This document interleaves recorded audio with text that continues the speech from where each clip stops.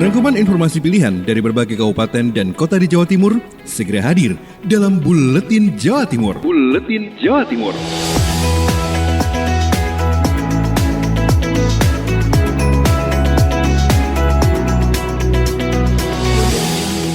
Salam jumpa sahabat, kembali dalam Buletin Jawa Timur bersama saya Afik Raharian. Informasi pertama, Ari Agustias, Pradja Suara Tuban membawa kabar Inpres nomor 6 tahun 2020, warga tak pakai masker bisa kena sanksi pidana. Presiden Joko Widodo menerbitkan instruksi Presiden terkait pelaksanaan protokol kesehatan COVID-19 pada tanggal 4 Agustus 2020. Kebijakan itu dituangkan dalam Inpres 6 tahun 2020 tentang peningkatan disiplin dan penegakan hukum protokol kesehatan dalam pencegahan dan pengendalian COVID-19. Instruksi Presiden tersebut diperuntukkan bagi seluruh provinsi, kabupaten, kota di seluruh wilayah Indonesia. Tujuannya diperlukan untuk pencegahan dan pengendalian COVID-19. Menindaklanjuti Inpres nomor 6 tahun 2020, Kapolres Tuban AKBP Ruruh Wicaksono menyampaikan, sesuai Inpres tersebut, Polri diamanatkan 4 hal. Pertama, membantu dan mendukung Pemda mengawasi penerapan protokol kesehatan. Kedua, bersinergi dengan TNI dan instansi lain dalam menggiatkan patroli penerapan protokol kesehatan. Ketiga, melaksanakan pembinaan kepada masyarakat agar ikut berpartisipasi mencegah penyebaran COVID-19, dan keempat, melakukan pencegahan hukum terhadap pelanggaran protokol kesehatan. Jadi itulah tugas-tugas yang harus kami laksanakan, di mana saat ini pemerintah daerah sedang melakukan revisi peraturan bupati, nantinya akan mengatur segala kegiatan masyarakat, berbagai pelaku usaha, tujuannya adalah penertiban. Ditambahkan, untuk pelanggar protokol kesehatan dilakukan secara bertahap, yaitu mulai dari sanksi sosial, sanksi denda, hingga sanksi pidana. Ari Agustias, Pradja Suara Tuban untuk Buletin Jawa Timur. Kita ke Suara Madiun, Kiki Desilia membawa kabar pelaksanaan kegiatan belajar mengajar hari pertama di Kota Madiun. Uji coba pelaksanaan kegiatan belajar mengajar atau KBM secara tatap muka bagi SMA, SMK, dan SLB negeri di Kota Madiun dimulai. Selasa 18 Agustus 2020, 3 sekolah siap melaksanakan uji coba tersebut, yakni SMAN 2 Madiun, SMKN 3 Madiun, dan SLBN Manis Rejo. Protokol kesehatan dilaksanakan sangat ketat di 3 sekolah tersebut. Di pintu masuk, petugas siap mengecek suhu tubuh menggunakan termogan. Di depan kelas juga tersedia hand sanitizer dan tisu. Sedangkan bangku ditata sedemikian rupa agar saling berjauhan. Pengawas pembina SMA Dinas Pendidikan Provinsi Jawa Timur di Kota Madiun, Hari Suryanto, saat memantau KBM tatap muka di SMAN 2 Madiun menuturkan bahwa protokol kesehatan telah dijalankan sebagaimana mestinya. Hari menjelaskan uji coba KBM tatap muka akan dilaksanakan hingga 2 pekan ke depan. Kemudian menjadi bahan evaluasi bagi Dinas Pendidikan Provinsi Jawa Timur untuk menjadikan acuan kebijakan lanjutan. Terkait kuota siswa yang bisa mengikuti KBM tatap muka, Hari mengungkapkan bahwa hal tersebut sangat tergantung dengan zona penyebaran COVID-19 di masing-masing wilayah. Untuk SMAN 2 Madiun, peserta didik yang mengikuti uji coba hanya 25% dari total keseluruhan siswa. Pasalnya, ada 48% orang tua siswa yang tidak menyetujui tatap muka. Setiap hari, siswa bisa mengikuti KBM tatap muka selama 3 hingga 4 jam saja. Maka dari itu, pihak sekolah memilah materi pelajaran yang diprioritaskan, sedangkan sisanya dipelajari melalui sistem pembelajaran jarak jauh. Diskominfo Kota Madiun melaporkan. Panji Harto dari Suara Sidoarjo, BCA melalui gerakan pakai masker GPM BCA bagikan ribuan masker dan APD di Sidoarjo. Sahabat, PT BCA turut mendukung upaya WHO dan pemerintah Indonesia dalam memutus rantai penyebaran pandemi COVID-19 melalui program CSR Bakti BCA, yakni menyumbangkan 100.000 masker pada masyarakat Jawa Barat, Jawa Tengah, dan Jawa Timur. Bantuan untuk Kabupaten Sidoarjo, selain masker ada APD coverall sebanyak 500 buah dan surgical mask untuk tenaga kesehatan sebanyak 500 buah. Franky Chandra Kusuma, Kepala Kantor Wilayah 3 BCA, saat dijumpai di Pendopo Delta Wibawa Rabu 19 Agustus menyampaikan pihaknya mendukung gerakan ini untuk memberikan edukasi secara mendalam pada masyarakat mengenai pentingnya menggunakan masker dengan tepat di masa pandemi COVID-19. Ya, tujuannya adalah membantu pemerintah setempat untuk mengedukasi kepada masyarakat cara-cara penggunaan masker yang benar. Sahabat, selain memberikan bantuan berupa masker, dukungan BCA dalam program GPM juga diwujud nyatakan melalui edukasi pada masyarakat mengenai pentingnya menggunakan serta mencuci masker untuk memastikan kebersihannya. Demikian laporan Panji Harto, Suara Sidoarjo. Agustin Merdekawati dari Ersal Nganjuk membawa kabar taman dan alun-alun masih ditutup. Kita simak informasi selengkapnya. Hingga pertengahan bulan Agustus, sejumlah fasilitas atau fasum di Nganjuk tetap ditutup. Dinas Lingkungan Hidup atau LH beralasan tidak mau mengambil risiko dengan membuka tempat yang berpotensi menjadi sarana penularan virus. Dinas Lingkungan Hidup baru akan membuka setelah fasilitas pendukung di tempat tersebut siap. Kepala Dinas Lingkungan Hidup Wahyu Kuncoro mengatakan, fasilitas pendukung yang harus disiapkan adalah ketersediaan tempat cuci tangan dan petugas yang melakukan kontrol bila ada pengunjung tidak bermasker. Dan selagi semua fasilitas belum terpenuhi, tidak ingin mengambil risiko taman dan alun-alun menjadi klaster baru. Selain alun-alun Nganjuk, alun-alun Brebek juga ditutup. Demikian juga dengan Taman Pintar, Taman Pandan Wilis, dan Taman Kertosono. 5 fasum di Nganjuk sudah ditutup sejak pandemi merebak di bulan April. Dan kelima tempat baru dibuka setelah semua fasilitas siap. Dari Agustin Merdekawati, Suara Nganjuk Ladang Nganjuk. Kirana Nisa dari Mahardika FM, gagal penuhi syarat minimal dukungan, 2 bakal calon perseorangan Kota Blitar tidak bisa mendaftar di Pilwali 2020. Kita simak informasi berikut ini. 2 bakal calon perseorangan Pilwali Kota Blitar dipastikan tidak bisa maju ke tahap pencalonan karena gagal memenuhi syarat minimal dukungan pada verifikasi faktual tahap kedua. Hal ini dipastikan Komisi Pemilihan Umum KPU Kota Blitar saat melakukan rapat pleno terbuka hasil rekapitulasi verifikasi faktual perbaikan Kamis 20 Agustus 2020 di salah satu rumah makan Jalan Kalimantan, Kota Blitar. Khairul Umam, Ketua KPU Kota Blitar, mengatakan 2 bakal calon perseorangan yang gagal maju ke tahap pencalonan yaitu Lis Miningsih Teteng Rukmo Condrono dan Purnawan Bukhori Indri Kuswati. Sesuai aturan, bakal calon perseorangan harus memenuhi syarat minimal 11.355 dukungan. Namun keduanya tidak bisa memenuhi syarat tersebut, padahal KPU Kota Blitar sudah memberikan waktu perbaikan pada verifikasi faktual tahap kedua. Pasangan Purnawan Indri hanya mengumpulkan 9.912 dukungan, sementara Lis Miningsih Teteng mengumpulkan 10.018 dukungan. Umam menegaskan dalam rapat pleno ini memang ada keberatan dari tim sukses pasangan Lis Miningsih Teteng, tapi keberatan itu hanya berupa pendapat tanpa ada bukti-bukti data. Sementara pasangan Purnawan Indri tidak nampak hadir dan menerima hasil akhir verifikasi faktual tahap kedua. Ya, kalau hasil akhirnya, kesimpulan akhirnya dua-duanya tidak memenuhi syarat untuk mendaftar di tanggal 4, 5, 6 di waktu pendaftaran besok.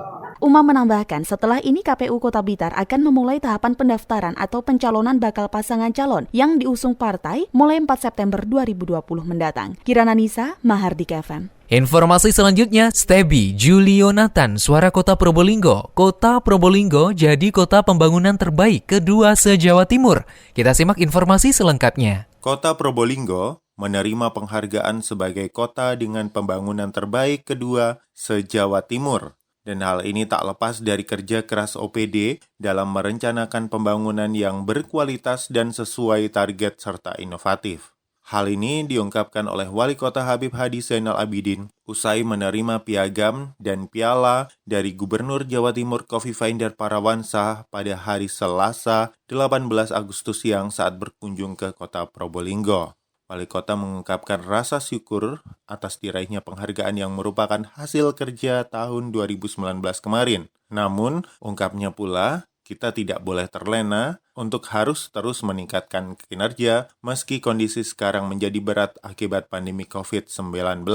Sementara itu, Kepala Bapeda Litbang Reswiktio menuturkan ruang lingkup penilaian penghargaan pembangunan daerah meliputi 4 aspek, yaitu proses penyusunan dokumen RKPD, kualitas dokumen perencanaan daerah, pencapaian pembangunan daerah, dan inovasi pembangunan yang dikembangkan. Stebi Julionathan, Suara Kota Probolinggo. Ninda Alivia, Persada FM membawa kabar hingga kini pembangunan fisik di Kabupaten Blitar mencapai 30%. Pembangunan fisik di Kabupaten Blitar tahun ini dipastikan banyak yang tertunda akibat pandemi COVID-19 dan tidak hanya itu, proses pembangunan juga sempat tertunda beberapa waktu. Sekretaris Dinas Pekerjaan Umum dan Penataan Ruang Kabupaten Blitar Nanang Adi mengatakan pembangunan fisik baru dimulai sekitar Juni lalu, sebab proses pembangunan sempat tertunda akibat mewabahnya COVID-19. Sampai dengan mengatakan saat ini secara fisik pembangunan sudah mencapai 30%, namun untuk pencairan keuangan masih sekitar 13%. Karena memang mayoritas pekerjaan fisik terlebih dahulu baru proses keuangan. Menurutnya dengan realisasi itu sudah sangat bagus, pihaknya optimis hingga akhir tahun bisa terrealisasi 100%. Secara fisik ini sudah 30%, Mas. Tapi memang pencairannya masih sekitar keuangan masih 13% tepat kita. Karena memang rata-rata orang-orang kan memang dikejar fisik baru setelah itu keuangannya. Nanang menambahkan dari anggaran yang tersisa pasca refocusing yaitu sekitar 47 miliar rupiah, sebagian besar digunakan untuk pembangunan jalan dan sisanya jembatan. Ninda Alivia, Radio Persada FM Blitar. Henti Ludiana, Suara Ngawi, mengabarkan 242 napi Lapas Ngawi dapatkan remisi pada peringatan HUT ke-75 kemerdekaan Republik Indonesia. Sebanyak 242 narapidana Lembaga Pemasyarakatan kelas 2B Ngawi mendapat remisi pada peringatan HUT ke-75 kemerdekaan Republik Indonesia. Pemberian remisi pada sejumlah napi dilakukan secara simbolis oleh Budi Sudistiono Kanang, Bupati Ngawi, pada saat upacara HUT kemerdekaan RI ke-75 di halaman pendopo Pemkab Ngawi. Sedangkan remisi tersebut diberikan pada 151 napi dari tindak pidana umum dan 91 dari tindak pidana khusus. Para napi yang mendapatkan remisi tersebut mulai dari kasus narkotika, perlindungan anak, dan pencurian yang telah menjalani sanksi hukuman dan tinggal menjalani antara 1 hingga 5 bulan. Sementara itu, Budi Sudistiono Kanang, Bupati Ngawi, mengatakan dengan mendapatkan ampunan melalui remisi ini, diharapkan para napi dapat kembali ke masyarakat dan bertindak baik.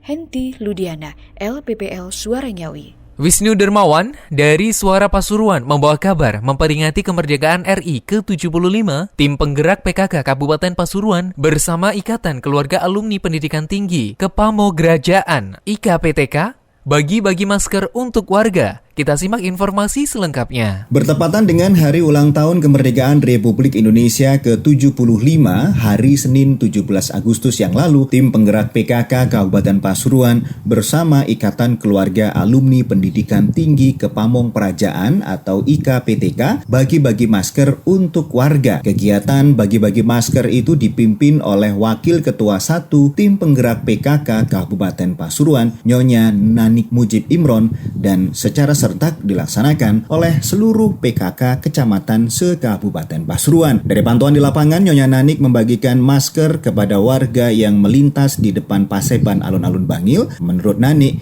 kegiatan bagi-bagi masker merupakan bagian dari gerakan gebrak masker yang digagas oleh TPPKK Pusat yang didukung penuh oleh IKPTK. Seperti diketahui, jumlah masker yang dibagikan di sekitar Alun-Alun Bangil, Rumah Sakit Masyitoh, dan Pasar Bangil sebanyak 1.500 buah. Sedangkan jumlah masker yang dibagikan ke semua kecamatan di Kabupaten Pasuruan sebanyak 2.500. Sehingga apabila dikalkulasikan, setidaknya 4.000 masker telah diberikan kepada warga. Masih menurut istri Wakil Bupati Kiai Haji Mujib Imron, mengajak kepada seluruh PKK Kabupaten Pasuruan agar menjadi tokoh utama di keluarga utamanya dalam mengingatkan akan pentingnya melaksanakan protokol kesehatan sebagai bagian dari upaya menghindari penyebaran virus corona. Wisnu Dermawan, Suara Pasuruan. Reporter Kevin Chandra dari LPPL Suara Gresik mengabarkan tingkatkan ekonomi. Desa Sekapuk Gresik luncurkan kebun Pak Inggih. Dalam masa pandemi COVID-19, sektor ekonomi merupakan sektor yang terkena dampak paling besar yang terjadi saat ini. Proses pemulihan sektor ekonomi terus dilakukan agar bisa meningkatkan ekonomi masyarakat, khususnya Kabupaten Gresik. Desa Sekapuk Gresik baru saja meluncurkan agrowisata kebun Pak Inggih dalam perayaan HUT Kemerdekaan Indonesia ke-75 tahun. Peluncuran kebun Pak Inggih bertujuan untuk memajukan ekonomi di sektor pertanian. Dengan agrowisata perkebunan tersebut, diharapkan para petani dan masyarakat dapat praktek dan mendapatkan pengetahuan langsung di kebun Pak Inggih. Kepala Desa Sekapuk Abdul Halim mengatakan hal ini juga untuk membenahi diri secara fundamental, melakukan transformasi besar, menjalankan strategi besar dalam bidang, seperti pemanfaatan agrowisata perkebunan. Harapannya dengan terobosan ini, perekonomian masyarakat Desa Sekapuk bisa meningkat dan bisa membuka lapangan pekerjaan. Saya, Kevin Chandra, melaporkan untuk Buletin Jawa Timur. Informasi terakhir, Holik Maulidi dari Realita FM. Kenang sambut Kapolres Lama dan Baru Kabupaten Pamekasan. Kenang sambut AKBP Joko Lestari sebagai Kapolres Lama yang digantikan oleh AKBP Apip Ginanjar menjabat sebagai Kapolres yang baru di Kabupaten Pamekasan. Kenang sambut yang digelar di Mandep Agung Pendopo Ronggo Sukowati dipimpin langsung oleh Bupati Pamekasan Badrut Tamam. Orang nomor 1 di Bumi Gerbang Salam ini menyampaikan acara mengenang prestasi AKBP Joko Lestari sekaligus menyambut penggantinya AKBP Apip Ginanjar. Mudah-mudahan betah dan dapat memajukan Kabupaten Pamekasan. Bupati Badrut mengatakan kerja Kapolres di tangan AKBP Joko Lestari baik dan sangat luar biasa. Sebagian kerja luar biasa yang sangat dikenang, yakni luar biasa bekerja untuk mensosialisasikan dan menciptakan kampung tangguh di Kabupaten Pamekasan. Bupati Badrut sangat berharap dari beberapa prestasi yang telah dicapai agar dapat menginspirasi jajaran kepolisian di Kabupaten Pamekasan, sehingga dapat bekerja maksimal dan lebih luar biasa lagi dengan menjaga stabilitas dan Kamtipmas di kabupaten ini. Acara mengenang prestasi Pak Joko Lestari sekaligus menyambut penggantinya Mas Apip. Mudah-mudahan di kabupaten ini bisa terasa. Kerja pendek dari Pak Joko ini luar biasa. Sebagian dari yang sangat saya kenang adalah luar biasa bekerja untuk mensosialisasikan dan menciptakan kampung tangguh di Kabupaten Pamekasan. Pemerintah di Kabupaten Pamekasan juga mendukung penuh yang dilakukan oleh Pak Joko. Dan besar harapan saya beberapa prestasi ini akan menginspirasi jajaran kepolisian di Kabupaten Pamekasan untuk bekerja lebih maksimal lagi, bekerja lebih luar biasa lagi, menjaga stabilitas, menjaga Kamtipmas di kabupaten ini. Holik Maulidi, Realita FM Pamekasan. Demikian sahabat Buletin Jawa Timur edisi kali ini. Nantikan edisi berikutnya. Saya Afik Rahardian. Sampai jumpa. Rangkuman informasi pilihan dari berbagai kabupaten dan kota di Jawa Timur baru saja sahabat dengarkan dalam Buletin Jawa Timur. Buletin Jawa Timur.